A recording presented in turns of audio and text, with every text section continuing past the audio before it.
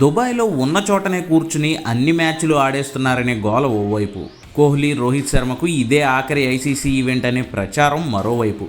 ఈ రెండు గోలల మధ్య అసలు గోల్ ఇవన్నీ కాదు, ఈరోజు బ్లాక్ క్యాప్స్ బాబులను ఓడించేయాలి, ఛాంపియన్స్ ట్రోఫీ కప్పెత్తుకుపోవాలనే అస్సలు టార్గెట్తో బరిలోకి దిగుతోంది భారత్.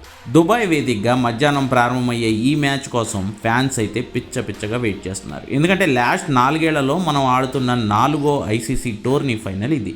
2024 టీ20 వరల్డ్ కప్ మాత్రమే గెలిచాం, మిగిలిన రెండిట్లో ఓడిపోయాం. సో 4వసారి ఖచ్చితంగా విజయమే సాధించాలని రోహిత్ శర్మ అండ్ గ్యాంగ్ అయితే బలంగా ఫిక్స్ అయిపోయి ఉంటారు.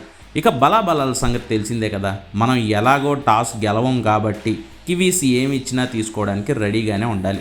బ్యాటింగ్లో రోహిత్ శర్మ నుంచి ఓ భారీ ఇన్నింగ్స్ను ఫ్యాన్స్ అయితే ఖచ్చితంగా ఎక్స్పెక్ట్ చేస్తారు, అది పక్కా. గిల్ బాబు, శ్రేయస్ అయ్యర్, అక్షర్ పటేల్, కేఎల్ రాహుల్ అందరూ మంచి టచ్లోనే ఉన్నా అసలు ఫ్యాన్స్ అంతా ఎదురు చూసేది మాత్రం మెల్లగా ఫామ్లోకి వచ్చేసి తనలోని పాత కోహ్లీని చూపిస్తున్న విరాట్ కోహ్లీ గురించే. పాకిస్తాన్పై సెంచరీ బాది కసి తీర్చుకున్న కోహ్లీ ఆస్ట్రేలియా మీద జరిగిన సెమీస్లోనూ ఇరగదీశాడు. జస్ట్లో సెంచరీ మిస్ అయ్యాడు కానీ మంచి జోరు మీద ఉన్నాడని అయితే అర్థమవుతోంది. ఇక చివర్లో మెరుపులు మెరిపించడానికి ఎలాగో హార్దిక్ పాండ్యా, రవీంద్ర జడేజా ఉన్నారు. ఇక మన ప్రధాన బలం ఈ టోర్నీలో అంటే ఖచ్చితంగా చెప్పుకోవాల్సింది స్పిన్నర్స్ గురించే. ప్రధానంగా వరుణ్ చక్రవర్తి మిస్టరీ స్పిన్తో దుబాయ్ పిచ్చుల్లో ప్రత్యర్థుల్ని పిచ్చెక్కించాడు. కుల్దీప్ యాదవ్, అక్షర్ పటేల్, రవీంద్ర జడేజా నుంచి వరుణ్కి అద్భుతమైన సహకారం అందుతోంది. ఇక మహమ్మద్ షమి పేస్ డిపార్ట్మెంట్ భారం అంతా ఒక్కడే మోస్తున్నాడు. ఒక స్పిన్నర్ను తగ్గించుకుని హర్షదీప్ను తీసుకునే సాహసాలు లాంటివి కూడా గంభీర్, రోహిత్ ప్లాన్ చేసినా ఆశ్చర్యం లేదు. ఎందుకంటే ఫైనల్ నెగ్గడానికి ఉన్న అవకాశాలు ఏది వదులుకోలేరు మనోళ్ళు.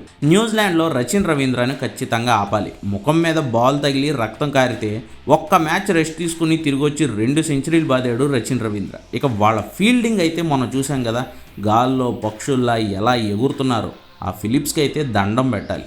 వాళ్లకు మన బలం లేదు అంటే, మనకు స్పిన్నర్లు ఇంతమంది ఉంటే వాళ్లకు శాంట్నర్ ఒక్కడే ఉన్నాడు. మొన్న ఇండియన్ రూట్స్ ఉన్న సంఘాన్ని ట్రై చేశారు కానీ అంతగా వర్కౌట్ అవ్వలేదు. కానీ మ్యాట్ హెన్రీ పాక్ పిచ్చుల మీద బాగా బౌలింగ్ చేశాడు. టాప్ వికెట్ టేకర్ అతనే. టోర్నీలో చూడాలి మన వాళ్ళని ఎంతవరకు ఇబ్బంది పెట్టగలడు అని. మొత్తంగా ఈ ఫైనల్ కోసం 140 కోట్ల మంది భారతీయులు మధ్యాహ్నం టీవీలు, మొబైళ్లకు అతుక్కుపోవడం అయితే పక్కా. మనం 3వసారి ట్రోఫీని ముద్దాడతామా లేదా కివీస్ 2వసారి ట్రోఫీని హక్ చేసుకుంటుందా? Just wait and see.